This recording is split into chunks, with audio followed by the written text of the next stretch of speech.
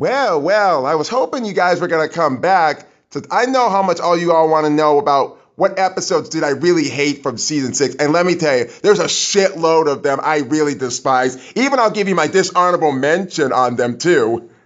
So sit back, relax, and enjoy some of the hating.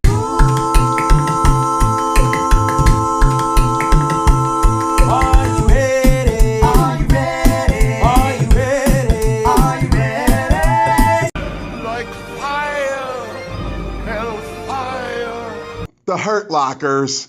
Still hate this episode from today, even if it is considered a Lincoln and Freckle Gang episode, but honestly, I prefer watching Clink and McCloud episodes more than the Lincoln Freckle Gang episodes, because honestly, when it comes to Lincoln and Freckle Gang, they always gotta bitch and moan about some bullshit that they're actually going through, and then suddenly they try to jinx everything to try to make it so much better for themselves, and they end up putting themselves in a bigger hole. Speaking about that, that's what the whole episode actually goes to, about a school having some kind of sinkhole. God knows what the hell how that even happened, and honestly, they try to make so much comparison that they try to share a locker with each other, and then they try to switch more locker bullshit to actually share a locker with somebody else who they even don't feel comfortable so much around with.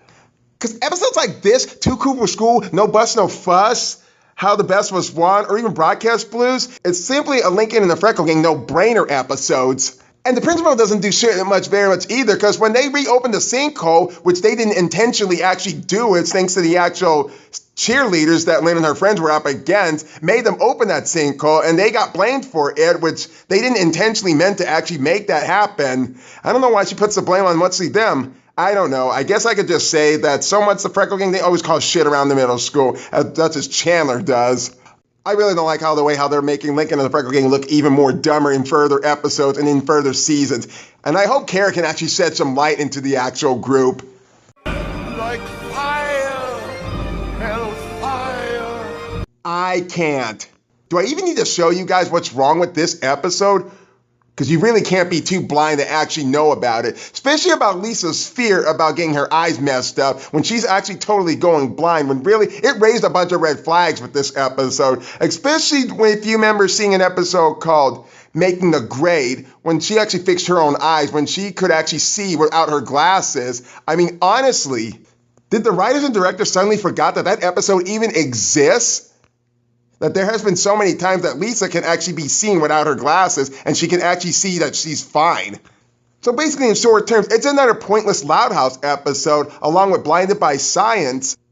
Seriously, I could just go back and just watch the good Lisa Loud episodes like Friend or Foe, or watch a mediocre episode such as Jerry Antics. But some episode like this, I can't really see it being a good episode. Like fire, hellfire. Don't escargot. Say hello to Friends in Dry Places 2.0. We got Clyde McBride having an opportunity to actually do some cooking in France, but the Freckle Gang tries to keep him closer to home. And how does this even sound? From the moment I knew what the plot and what the episode was going to be, I knew where it was going to lead up to, and I hated how this took the different turn and not let the persons actually grow to be a better person and have some better character development. Especially when Lincoln and the other gang don't even know how to grow up and just let it go and let their friends do what they ever want to do. Because honestly, nobody's going to stay young forever. There's a lot of things they're going to be wanting to try, and there's going to be a lot of opportunities for any one of them to actually try out in their future. Nobody stays the same forever. I mean, they're always going to be best friends, but they're not always going to be closer to each other. I still chat with my friends from Kentucky, even if I went to elementary school with them, and yet they're far away from me, and I can still talk to them on Messenger. Does that not show any brain cells that you guys have better opportunities to actually chat with your friend? I hate the execution of the story. I hated how Lincoln and the other Freckle Gang were in this episode. And I hated how the ending was, especially about Clyde saying he's afraid of heights, when really, he actually overcome his fear of heights during Snow Way Down. And now they suddenly bring this all back? Oh, what the fuck? At least they actually do the same for Lola, how the way she wasn't afraid of spiders at first, and Along Came a Sister, and now she's afraid of spiders in Love Stinks, or in She's All Bad. I would rather eat a snail, well, actually eat it raw instead of eating it cooked, rather than watching this episode and actually cooking it on the table. Like fire, hellfire. Catastrophe. Gosh damn this episode. I hated how the McBrides were portrayed in this one. All caring about their little pussy cats when they could have been caring about their own grandmother or mother for that matter. And yet, they decided to actually bring all their little cat bullshit stuff to the actual party to actually make one for their Nana gal, who is probably the best character of the episode, but she's not enough to actually save it from being a catastrophe episode. And everybody knows what I hate about episodes that actually do this. The frickin' lie reveal. Honestly, did they have to go and do that besides being honest with themselves? Or at least do something better that they could have actually made the Nana gal actually feel better about? Honestly, I couldn't give two shits about their cats when I could really care about Nana gal. Even if the ending does get so much better in the episode, but it doesn't do so much very much to save this episode from being a total bullshit catastrophe. I mean, really, I could just go and watch Disney's The Aristocats over this piece of shit. Because honestly, every time when I think of this episode, I think if I want to watch The Aristocats, that gets so overlooked every year and every time. And some people don't even manage to take a look at the movie or even watch it at time because some find it too cutesy and find it either too boring because it's set up out in France. But honestly, you really can't ignore a song like this.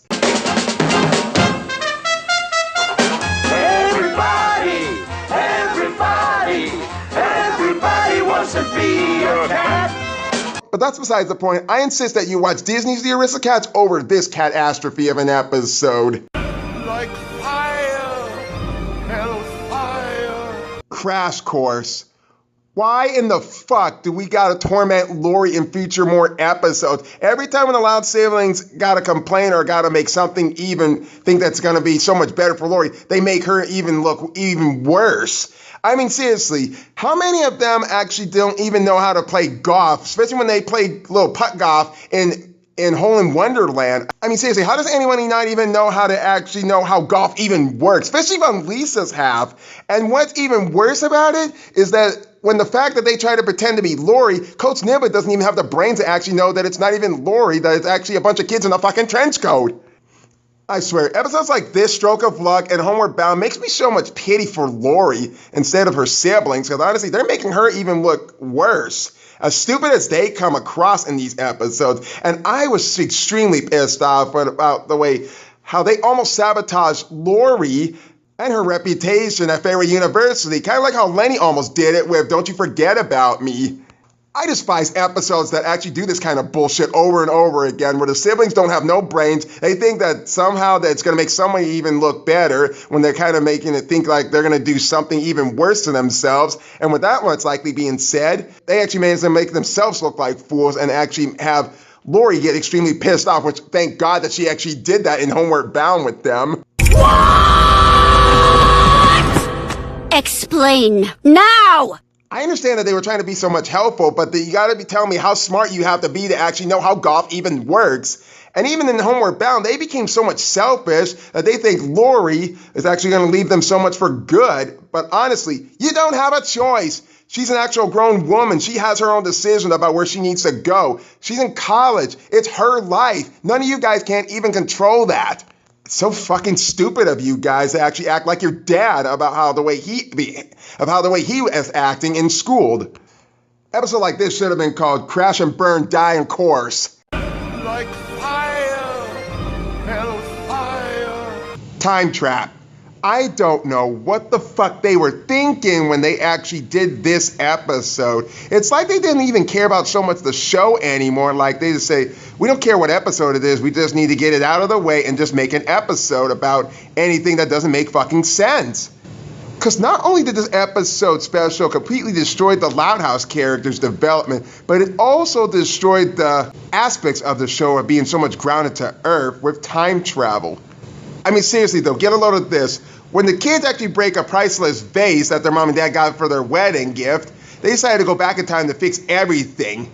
And you can honestly tell what's going to happen during this little trip, especially when it's a 22-minute special. They got to fuck more shit up at the wedding, and they alter themselves about not existing in the timeline anymore. Because when they try to fix everything at the wedding, they completely destroyed it and being a bunch of dumbasses about it. Reed and Lita don't have no kids. Grouse is actually at peace where he can actually sleep like a baby. Flip actually does something good for his own business and not do any more grossosity shit that we gotta call the health inspector. And so on that everybody, and I mean so much all the Loud siblings, not including Lucy and Lisa, are actually the ones who actually do something smart about it and don't do anything fucking stupid about it. Especially when they didn't do anything so much throughout the entire picture and didn't be so much helpful like Lisa and Lucy did. Although, I could give Lana a bit of a pass because she barely did anything dumb. Not only is this one of the worst episodes of the season, but it's one of the worst episode specials of this season. Just like Kings of the Con was the worst of season 4. But unlike Kings of the Con that gets so much worse and worse every time when I think about it, I do see some of the pros in this episode special. Yeah, sure, all Lincoln and his sisters fucked up something that they tried to fix, but in the end they didn't manage to fix the problem about it and they just get punished for it and just go with it. On top of that, I do like some of the alters with Mr. Grouse and Flip's character in the Ultra universe, how they're completely a different kind of character than we at least expect how they are in the present time. I won't say too much about Zach's parents because I don't give two shits about these characters, especially when they were hunting the kids, thinking they're aliens from a different dimension or universe. But this episode special is nothing compared to what's number 1 on my list of this season that is considered the absolute worst. Even though if Lincoln and his sisters were kind of disappearing by different orders of birth, I do kind of find it a bit funny because it's like they kind of deserved what they got, what was coming to them, because what they did at the wedding and what they did in the very beginning. It's like they just come off dumb, cold, and just brainless. Especially with Lynn's character, when Lori disappears, she says, dibs I get on her mattress, I wanted to strangle this girl. Because that is something you don't even say if one of your siblings or family members disappear. Shit, this is just another pointless episode up there right next to I Can't and Blinded by Science. And I was so close to considering this a Lisa Loud episode, but unfortunately it was around everybody else, since Lisa was the only one who had brains and knew how to fix the timeline. But everybody had to interfere and fuck up everything else to make themselves look even worse. If I can go back in time, I would just completely erase this episode special. Ugh, kids are the most annoying creatures. Well, this just got interesting. Well, it's been so much of a long trip, but we're almost there to number 1. But before I can get to there, I want to include my 3 dishonorable mention from season 6. Because I have to admit, with most people, there are a lot of bad episodes from season 5 and season 6. So I decided to actually make my dishonorable mention again with this season. I'll find her. I'll find her and I'll find her if I have to burn down all of Paris. Musical chairs. Well, that can't be any more painful than the lousy performance Mr. Bolhoffman had to give us with this episode. Especially when Lincoln gets tortured by Chandler once again. I'll find her. I'll find her and I'll find her if I have to burn down all of Paris. All the rage.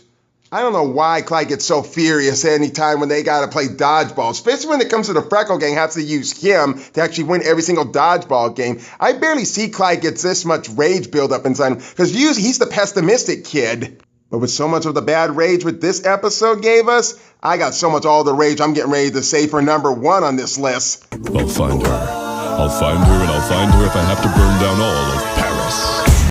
Doom service. What the fuck were the Louds thinking? I mean, honestly, especially when some of them, like Lenny and Lincoln, actually know it was Vic the entire time, and he knows he actually scams people for it, and I don't even know why he runs the whole entire fucking tale by himself. Lisa was the only one who had brains so much into her, although I could give Lincoln a bit of a pass. I'd rather see Vic as the main antagonist, along with Joyce Crandall for a Loud House movie, better than being in this kind of Doom service. I wouldn't pay fucking 2 shits of a service. Now, before I can get into what my number 1 most hated episode from season 6, I just want to give a few words about this season. There was a lot of things that kind of felt like they were wrong or kind of shoehorned into. But honestly, when you take a look at several episodes, it feels like so much of the Loud siblings are kind of shoehorned in there for either being a plot device or being just there for just filler. Like when you see Lola in Catastrophe, like she's only in one scene and then she's gone. And I could possibly say the same thing with in the beginning of Crown and Dirty with Luna, Lincoln, and actually being there. When really, Lola could have actually carried this entire episode herself, especially when she's sitting on the couch and then realizing that her mom comes in through the front door.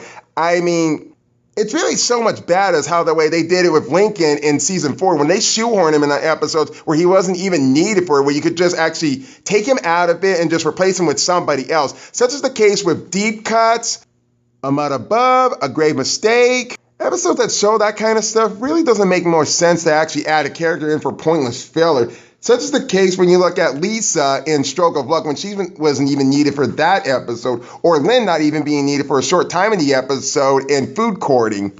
Or even with most episodes in this season have so many big missed opportunities with You Oughta Know Better when you could just easily take Flip out of the picture and just have Skippy from Eligible for Love back in this episode and let something work out between him and Lana. And when an episode with Snow Newsday, especially about a Yeti sighting when it turned out to be a fucking sheep in the very end of this episode, big missed opportunity again when they could have had a guy pretending to actually be a Yeti to make the town believe that there really is a Yeti around in town, and that way he would be a local hero to actually stop and trap the Yeti himself. But it turns out he was a fake the whole entire time. Even once the Loud House titles don't really live up to the episode, with the latter actually being part of the episode, such as with Crown and Dirty, when that really should have been Pageant Mom, because honestly, if Lola's the Crown, then who's the Dirty? I was really expecting to be another Lola Lana episode, but honestly, it could have just been Pageant Mom. And even an episode with Pop Pop the Question, when really that's supposed to be more focused on their grandfather, Albert, and the kids are the actual stars of that episode instead of Pop Pop actually being the one when he's got to ask the kids his help to see how he's going to try to propose to Myrtle. Anyway, that's much like what I want to say about season 6. And now, let's get on to the final and most hated Loud House episode I hate the most of all.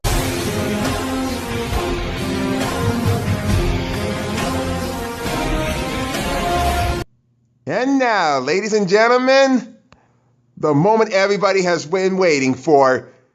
On my number one most hated Loud House episode of season 6 of all time that I despise the most is... Just kidding. Ready for this? The Taunting Hour. Fuck. I hate this episode. I fucking hated the characters. I fucking hated the plot. And I fucking hate the message of this episode. As much as it pains and stabs me right in my fucking balls for me to recap about what happens in this episode, I'm not going to fucking do that because everybody knows how bad this episode was, and I wouldn't dare to go back to repeat myself with this one because honestly, it just hurts me and everybody else who has to hear it again. But I can most likely give you guys the facts about the episode. The fact that Lincoln tries to help Lynn with her criticism and said that she's got a bad rap of someone heckling her, especially with fucking Scoots at the actual game. And then suddenly he tells everybody about their little criticism about what they had to go through and what they were dealing with. And yet suddenly Luann, Luna, Lola, Lynn Sr., Rita, and Lisa couldn't even know how to take fucking criticisms. And that's speaking of Luann, the episode with No Laughing Matter feels like she couldn't even handle criticism, and yet she managed to know how to handle criticism and head pose anxiety. Hell, she even helped Lucy get through her anxiety and criticism, and suddenly it feels like they forgot about this episode even happened. It was such a touching moment with Luann and Lucy, one of the best episodes. And now we're going to suddenly actually make fun of Luann that she can't even learn how to take criticism because anytime she tells a joke, she never gives up on it so easily. And now she has to face the facts of criticism that actually gets toward her.